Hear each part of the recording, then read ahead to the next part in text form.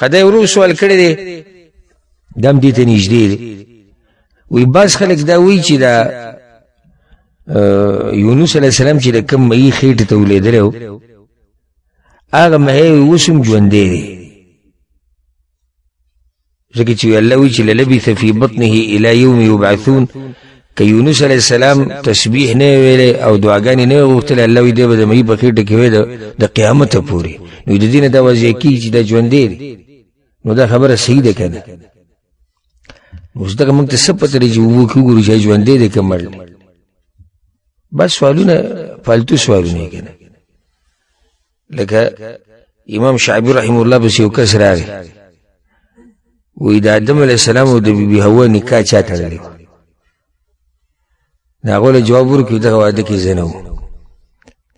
زه به کې وایم ما به ته مسله بیان کړی او دغه شان موږ خپل یو شیخ سره ناست وو درس ټایم کې یو کس یې تپوس وکړو چې شیخ یو سړی د مهي خېټې ته ولیږي اول ته نه اوبه شتي او نه خاورې شتي دی به لکه اودس څنګه کوي طهارت به څنګه حاصلوي شیخ ورته وی د دې عربو د شیخان چې دي خصوصا د سعودي عرب د دوی د فرضي مسایلو نه ځان سخت لرې ساتي او حدیث کې هم دې نه منع راغلی نو دوی کې دا عادت دی هغه ورته وی جواب وروسته ګردي چې کیوي لا لا لا لا کپر هغه فرض کو دا کیسې پرې چې کله څوک د مهي خېټې ته ولیدو او پته ولګېده چې دنه اوبه نشته دغه نشتي خاوره نو بیا به راشي ما نه به تپوس وکړي زه به درته جواب درکړم دا اوس خبره شو موږ سره په درس کې یو کس کېناستو ډېر متعصبه کس څه وخت به کېناستو هغه په دې یعنې کنې نه یې ځم چې هغه به 4-5 کاله دي درسونه به کله نه کله راته خو داسې تنقیدي دغه سره به اورېدو کوم سړی چې درس په دې نیت اوري چې زه پکې غلطیانې راوباسم یا تنقید کوم دا سړي ته الله هدایت نه ورکوي نو هغه ما نه په دې 4-5 کاله کې 2 سواله کړي وو بس چې جومات نه راوتم یو سوال یې ما نه دا وکړ یو ورځ راغی یاره شیخ صاحب زما سوال له ما څه سوال وی د موسی علیه السلام د خور چې وه کله چې موسی علیه السلام مور راولېږي د موسی علیه السلام صندوق ته واچو او بیا دریاب ته غذار کو هغه خور یې الله وایي چې د اوبو په غاړه روانه او د صندوق ته یې کتو د دې خور وایي څه نو یو سوال هغه دا کړی او دویم سوال هغه ما نه بیا د دغې سوال نه یو کال 2 کاله بعد بیا یو سوال هغه کړی چې آدم علیه السلام کوم ځای کې ښخ کړی شوی دی قبر یې کوم ځای کې نو ما ځي سلام کښلی ځي دلته څه کار دی د آدم علیه السلام قبر دی په 4-5 کاله کې ظالمه تا سره ته 2 سوال دی هغه هم دی نو دې بعضو خلکو دې سوالونو ته حیران به شي دا په خصوصا د تاریخي چې کومې خبرې دي کې داسې باسند روایت اکثر نه وي نو په دې پورې دومره جوور ننوتل لکه اوس دا روب تپوس کوي چې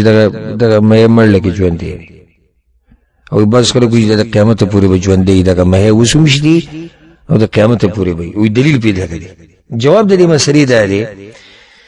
چې دا صحیح خبره قرآن کې الله دا ویلي چې فلولا انه كان من المسبحين للبث في بطنه الى يوم يبعثون که یونس علیه السلام د الله پاکي نه بیانولی که نه نو د مهي په خېټه کې به د کوم وخته پورې قیامته پورې خو دا خبره غلطه ده چې دا مهی اوس ژوندی دی او قیامته پورې به ژوندی یو خو دا دی چې اهل علمو تفسیر والا علماء چې دي یا لغت والا چې دي یا نور کوم علماء یو عالم هم د اوسه پورې دا خبره نه ده کړې بله خبر دا د استدلال غیر صحیح دی ځکه چې لولا حرف امتناع لوجود دی په دې باندې علما او طالبان ښه پوهېږي یعنی نشو کېدی دي شي الله وایي که یونس علیه السلام پاکي نه وی بیان کړی نو دی به د مهي په خېټه کې د کوم وخته پورې قیامته پورې خو دا کېدی نه شي چې یونس علیه السلام د پاکي بیان نه کړي نو چې هغه پاکي بیانوي نو هلته د مهي په خېټه کې د قیامته پورې نشي پاتې کېدی پوه شو بېګم لکه دلیل بل ښکلی دلیل په یا مثال پې واله ولولا ان ثبتناک لقد کدت ترکن الیهم شیئا قلیلا ای پیغمبره که موږ ته نه مضبوط کړی الله ورته وایي که موږ ته نه مضبوط کړی نو ته به هم دې مشرکانو ته کوږ شوی وې سنه سبو ته کوک شي نو پیغمبر کګې دې شو غوته نشو دغه چې الته الله څه کړو الله مضبوط کړو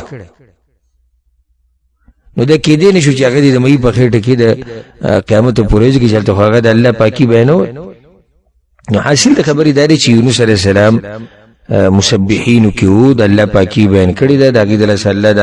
مې د خېټه نه راويستې د مې په خېټه کې سمودي د پاره او بیا د دې سره تعلق نشته د مې د ژوند سره او د مرګ سره هیڅ تعلق یې سره نشته بلکې موږ دې څنګه ویلې شو چې یو سړی د مې په خېټه کې د قیامت پوری او د مې دی مړی دې نشي کېده کېږي لکه اوس یو سړی د مې خېټه ته